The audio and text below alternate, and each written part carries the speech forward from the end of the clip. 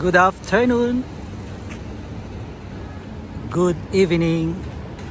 Parang hindi masyadong mainit ngayon ha. Saka maganda yung simoy ng hangin. So nandito tayo. Magpapahangin lang ako ng konti. Minsan pag kayo nakababad ka sa aircon, kailangan mong magpainit. Tapos paglabas mo sa building nyo, alam mo yung dampi ng init sa katawan mo, parang ang sarap-sarap. Oo. Ayan. So ayan yung building namin. Sa likod niyan, yan na yung cornice. So eto yung mga building dito sa may Lulu Street. Sa likod ng mga building na yan, yan yung Dasuk World Trade Center Mall. So malapit lang ako sa mall.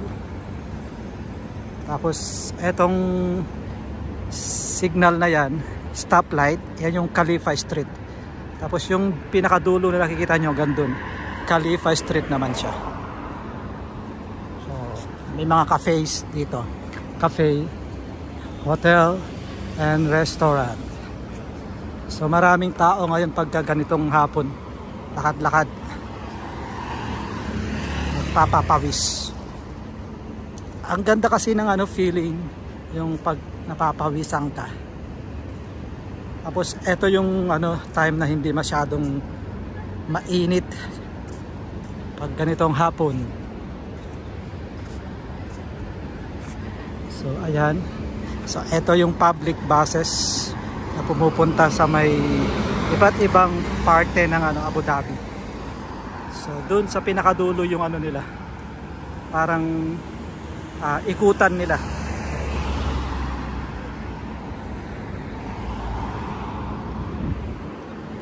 Hindi masyadong mainit ngayon. Maganda yung So pupunta tayo doon. Lakad-lakad.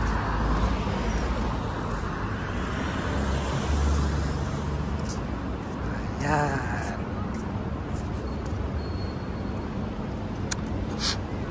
Nakakamiss yung winter, kung saan ang sarap maglakad-lakad dati pag ganito pag hapon.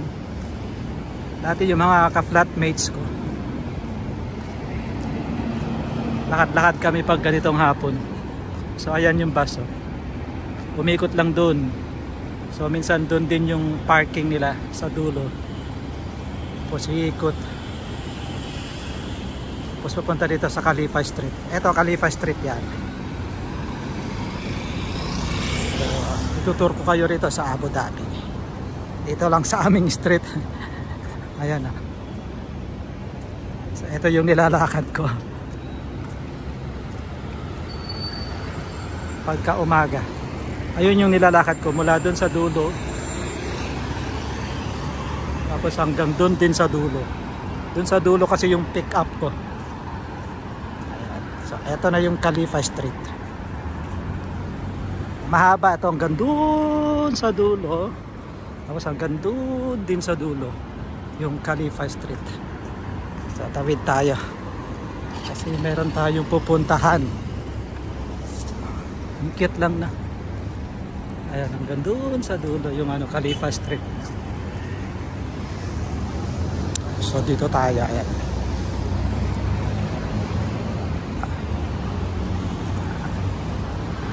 Ayan yung Khalifa Street. Then sa kabila Hamdan Street yan. Tapos ito corner ng Lulu Street. Lulu. Dati pala Liwa Street, tapos baging Lulu Street. Ngayon parang ano yun? Bin Kadami Street, Al-Kubaisi Street, parang gano'n. Alam nyo ba rito ang sasakyan ang humihinto pag kayong tumatawid kayo? Oo. Ito yung gusto ko rin dito. Humihinto sila. Tayo doon sa may dulo kasi may kukunin tayo. Ayan. Unang-unang tinirhan ko dito sa Abu Dhabi, etong street na ito, Khalifa Street. dyan sa mga building dito sa likod niyan, malapit din sa park. Tapos after few years lumipat ako rito sa may dito sa kabila, Hamdan Street naman. So dito lang ako kasi mas gusto ko rito dahil nga hindi masyadong magulo. I mean, hindi ganong matao kasi guys dito sa may downtown, nako, napakatao. Pag umaga, pag ganitong gabi, napakatao. Yan yung busy street sa may pinaka busy street dyan sa Hamdan Street, sa Electra Street, sa banda dito. Tapos banda dito, ganito lang. Saka sa kabila ng mga building na to, park na yan. Kaya hindi ako lumalayo dito dahil nga mahilig ako mag-park, mag-walk pagka yung day off.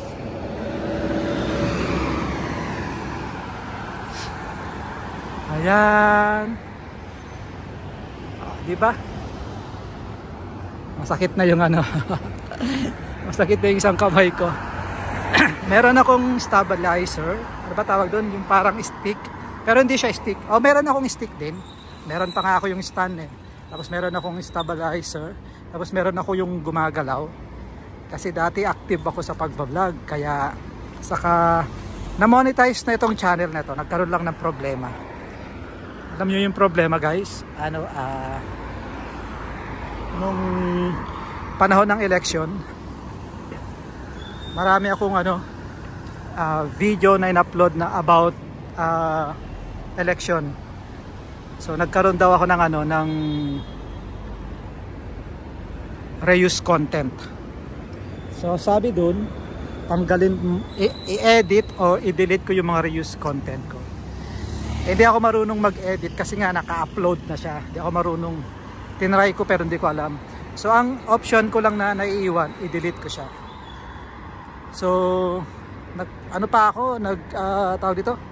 nag-isip pa ako mga isang linggo siguro. So nag-decide na ako na i-delete ko. Nung i-delete ko, alam niyo kung anong nangyari guys? Bumagsak yung watch hour ko.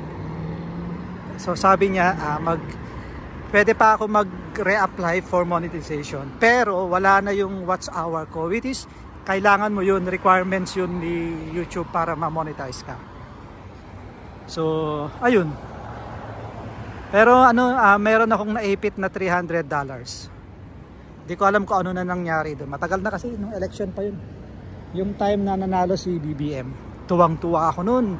Yun din yung time na yung counting, kinagabihan, di ba? Na sila na abante na si BBM at panalo na talaga. Yung gabing yun, doon ko rin natanggap yung email na meron akong reuse content. Your channel is no longer monetized, sabi niya. Tuwang-tuwa ako na nalungkot ako. Plus yung $300 ko, naipit na. So hanggang ngayon, andun pa rin. So active pa rin naman itong itong channel na ito, pero bibihira na ako mag-upload ng videos ko.